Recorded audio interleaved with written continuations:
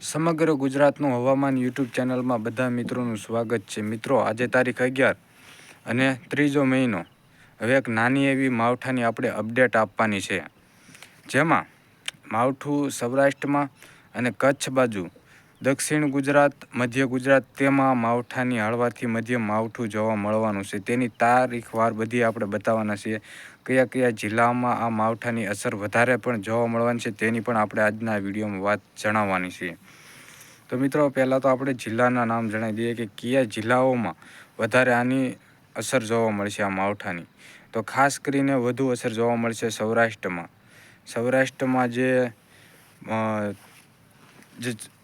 અમરેલી છે, અમરેલી, ભાવનગર અને રાજકોટ, બોટાદ જે આ વિસ્તારો છે, અને બીજા જે દરિયાકાંઠાના વિસ્તારો છે, ગીર સોમનાથ, પોરબંદર, આ વિસ્તારોમાં માવઠાની શક્યતા વધુ દેખાઈ રહી છે। હાલ અત્યારે મોડલ તેવું દર્શાવી રહ્યું છે।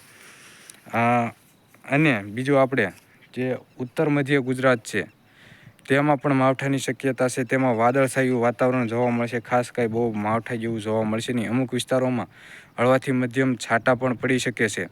અને જે દક્ષિણ ગુજરાત છે, સુરત, નવસારી, વાપી, ડાંગ, તેમાં પણ માવઠાની શક્યતા છે। હળવાથી મધ્યમ માવઠું જોવા મળી શકે છે। અને ઉત્તર ગુજરાત છે, અમદાવાદ, આણંદ, ખેડા, પંચમહાલ, ભરૂચ, તેમાં પણ વાદળછાયું વાતાવરણ, અમુક વિસ્તારોમાં હળવાથી મધ્યમ વરસાદના છાંટા પણ જોવા મળી શકે છે। તો આ એક ભારે પણ માવઠું આપણે ગણી શકાય, કારણ કે સૌરાષ્ટ્રમાં હાલ અત્યારે મોડલ તેવું દર્શાવી રહ્યું છે કે ભારે માવઠું થાય તેવી શક્યતા જોવા મળી રહી છે।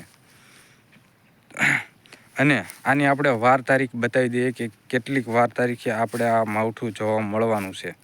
તો આજે મિત્રો છે 11 તારીખ, આજે 11 તારીખને ત્રીજો મહિનો છે। તો આપણે 20 તારીખે આ માવઠું જોવા મળવાનું છે। 18 તારીખથી 21 તારીખ દરમિયાન આ માવઠું આપણને ગુજરાત ઉપર જોવા મળવાનું છે। તમારે જે ખેતીના કામ હોય, ઘઉં કે એવું હોય, ત્યાં પાક ઉપર હોય, તો એને કાઢી લેજો, કારણ કે માવઠું સૌરાષ્ટ્રમાં જોવા મળવાનું છે। આ તરફ તમને મોડલના છાંટ જોવા મળતા હોય છે બધાયના। આ તરફ તમે જોઈ લેજો, મોડલના છાંટ બધા જોવા હું તમને બતાવી દઈશ કે કયા કયા મોડલ કેવું કેવું આ બધું દર્શાવે છે।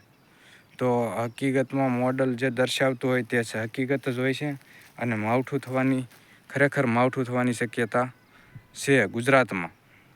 અને આની અપડેટ આપણે મૂકી દીધેલી છે આપણી ફેસબુક પેજ ઉપર। ફેસબુક પેજ ઉપર પણ આની અપડેટ તમને બધી અપડેટ માહિતી જોવા મળશે। આપણી યુટ્યુબ ચેનલમાં પણ બધી અપડેટ તમને આપતા રહીશું। તો ખાસ કરીને યુટ્યુબ ચેનલ ઉપર જોડાઈ લેજો। જે નવા મિત્રો હોય તે યુટ્યુબ ચેનલને સબસ્ક્રાઈબ કરી લેજો, પછી બેલનું આઇકન દબાવી દેજો। આ વિડીયોને તમારી એક લાઈક આપી દેજો। આવી નવી નવી માહિતી તમને આપતા રહીએ હવામાનની। જય દ્વારકાધીશ।